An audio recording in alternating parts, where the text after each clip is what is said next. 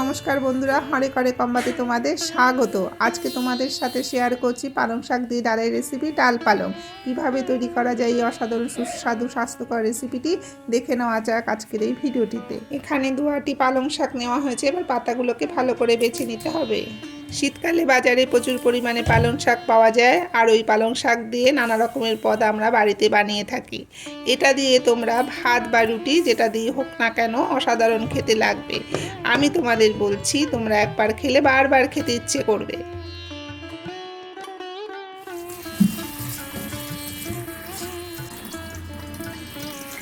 শাকগুলোকে ভালো করে ধোয়ার পর সুন্দর করে কুচিয়ে নিচ্ছে। আমি মাসির বাড়ি গিয়েছিলাম, মাসির এই রেসিপিটি অসাধারণ খেতে লাগে, তাই তোমাদের সাথে শেয়ার করছি। কাটা হয়ে গেছে, এবার দেখে নাও কি কি উপকরণ লাগছে। চিনি,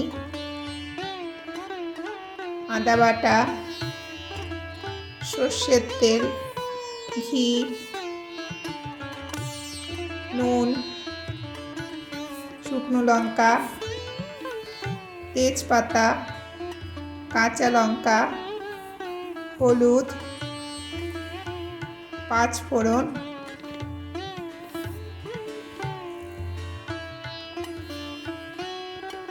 আর হিং।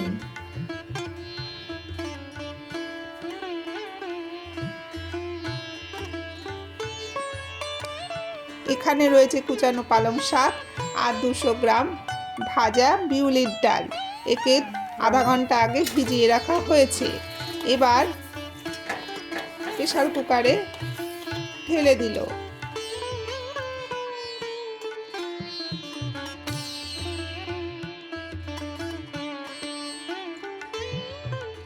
প্রেসার কুকারে কিছুটা জল দিয়ে শাকগুলোকে দিয়ে দিচ্ছে।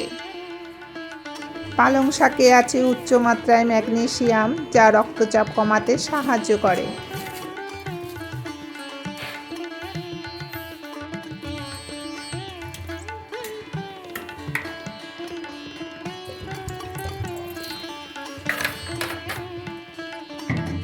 আবার কিছুটা জল দিয়ে ওর মধ্যে 2 চামচ নুন,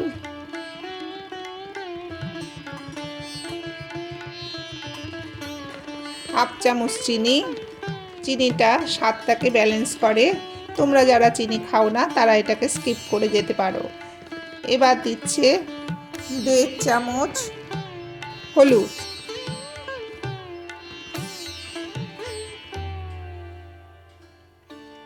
3টে তেজপাতা, 4টে কাঁচা লঙ্কা।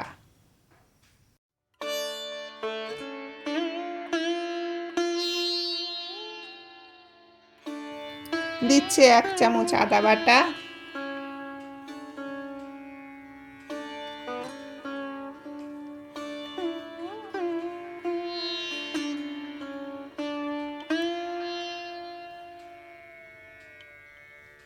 হাফ চামচ হিং।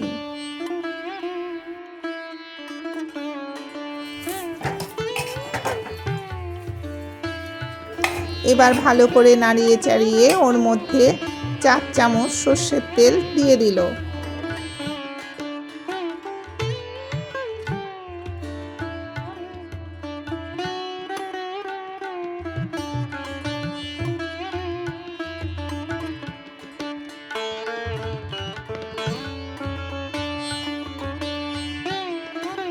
আবার একটু জল দিয়ে প্রেসার কুকারের ঢাকনাটা আটকে দিল।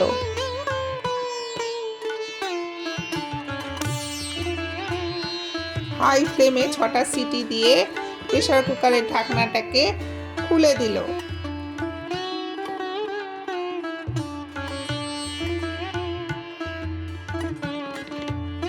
আবার কিছুটা গরম জল ঢেলে দিল।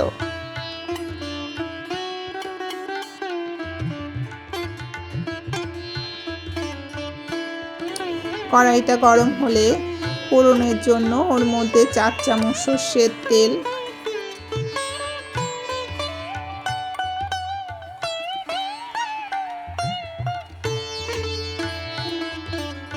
2টো শুকনো লঙ্কা আর 1 চামচ 5 ফোড়ন দিয়ে দিল। ফোড়নটা একটু ভেজে উঠলে ওর মধ্যে প্রেসার কুকারের ডালটা ঢেলে দিল।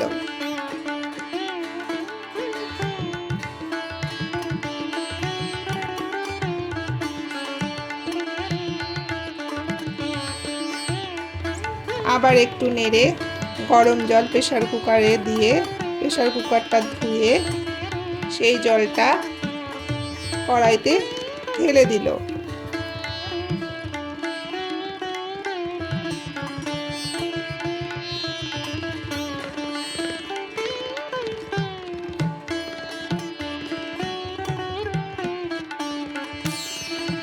এবার আঁচটা পুরোটা বাড়িয়ে ভালো করে নেড়ে ওর মধ্যে আবার কিছুটা গরম জল অ্যাড করলো। তোমরা দেখে নেবে তোমরা কতটা ঘন ডাল খাবে, সেই বুঝে জল অ্যাড করবে। ঠান্ডা হলেও কিন্তু ডালটা কিছুটা ঘন হয়ে যাবে। এখানে আমাদের পুরো 1 লিটার জল লেগে গেল। হাই ফ্লেমে ডালটা এবার একটু ফুটিয়ে নিতে হবে।